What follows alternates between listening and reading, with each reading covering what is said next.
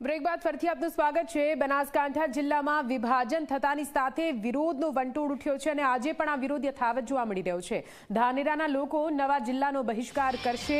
ધાનેરાના લોકોએ નવા જિલ્લામાં જવાનો ઇનકાર કર્યો છે। આજે ધાનેરામાં પણ બંધની વ્યાપક અસર જોવા મળી રહી છે।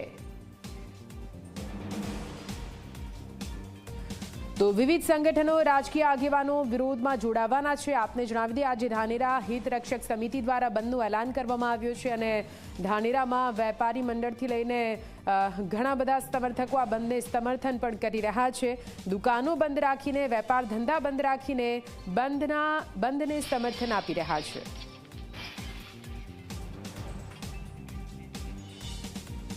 તો બનાસકાંઠામાં નવા જિલ્લાનો વિરોધ યથાવત છે। આપને જણાવી દઈએ ધાનેરામાં બંધની વ્યાપક અસર જોવા મળી રહી છે। આજે ધાનેરા બંધનું એલાન આપવામાં આવ્યું હતું। ધાનેરાની પણ માંગ છે કે તેમને થરાદમાંથી બનાસકાંઠા જિલ્લામાં લેવામાં આવે। આજે ધાનેરા હિત રક્ષક સમિતિ દ્વારા બંધનું એલાન કરવામાં આવ્યું છે। વિવિધ સંગઠનો રાજકીય આગેવાનો પણ આ વિરોધમાં જોડાઈ રહ્યા છે। આ દ્રશ્યોમાં આપ જોઈ રહ્યા છો કે રીતે અહીં તમામ દુકાનો વેપાર ધંધા બંધ રાખીને બંધના એલાનને સમર્થન આપવામાં આવી રહ્યું છે। આજ વિશે વધુ માહિતી સાથે ધાનેરાથી અમારા સંવાદદાતા ગૌરવ જોડાઈ ગયા છે। સીધા ગૌરવ પાસે જઈશું। ગૌરવ, આપ બનાસકાંઠામાં પહોંચ્યા છો। વિભાજન બાદ શરૂ થયેલો વિરોધ હજુ પણ યથાવત છે। હવે ધાનેરામાં બંધનું એલાન આપવામાં આવ્યું છે। પહેલા તો બંધને કેવો પ્રતિસાદ મળી રહ્યો છે અને આખરે ધાનેરાના લોકોનું શું કહેવું છે, એમની લાગણી શું છે?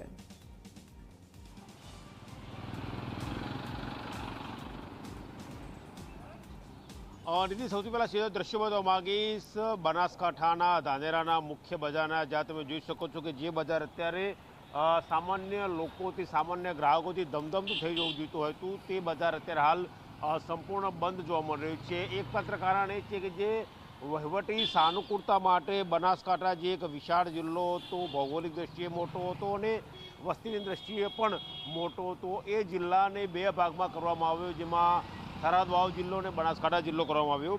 જે પૈકીનું ધાનેરા તાલુકો છે, જે ધાનેરા તાલુકાનો સમાવેશ કરવામાં આવ્યો છે થરાદ વાવ જિલ્લામાં।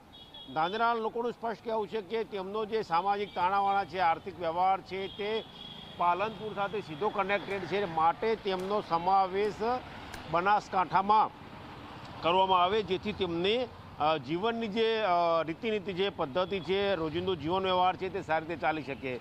જોકે તેમનો સમાવેશ થરાદ વાવમાં થયો છે અને થરાદ વાવનું મુખ્ય જે જિલ્લા મથક છે તે વાવ નક્કી કરવામાં આવ્યું છે, જેને કારણે તેમને ખૂબ જ અગવડતા ભરી સ્થિતિ સર્જાશે તેવો તેમનો દાવો છે। માટે તેઓ કહી રહ્યા છે કે ભાઈ તેમનો સમાવેશ બનાસકાંઠા જિલ્લામાં કરવામાં આવે। એટલે હિત રક્ષક સમિતિ આજે ધાનેરા બંધનું એલાન આપ્યું છે અને આ દ્રશ્યો સીધા તમે જોયા કે ધાનેરા લગભગ સજ્જડ બંધ જોવા મળી રહ્યું છે।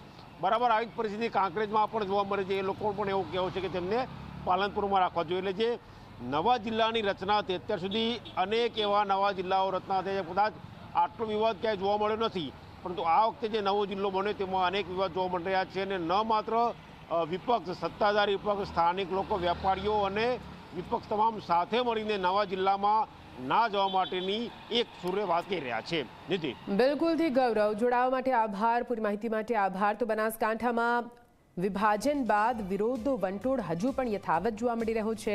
હવે ધાનેરા પંથકના લોકો બહિષ્કાર કરી રહ્યા છે, બંધનું એલાન આપ્યું છે, બંધને વ્યાપક પ્રમાણમાં પ્રતિસાદ પણ મળતો હોય તે પ્રકારના દ્રશ્યો પણ સામે આવી રહ્યા છે। એટલે કે વિભાજનની વાતને લઈને હવે જાણે ધાનેરા પંથકના લોકો પણ લડી લેવાના મૂડમાં છે।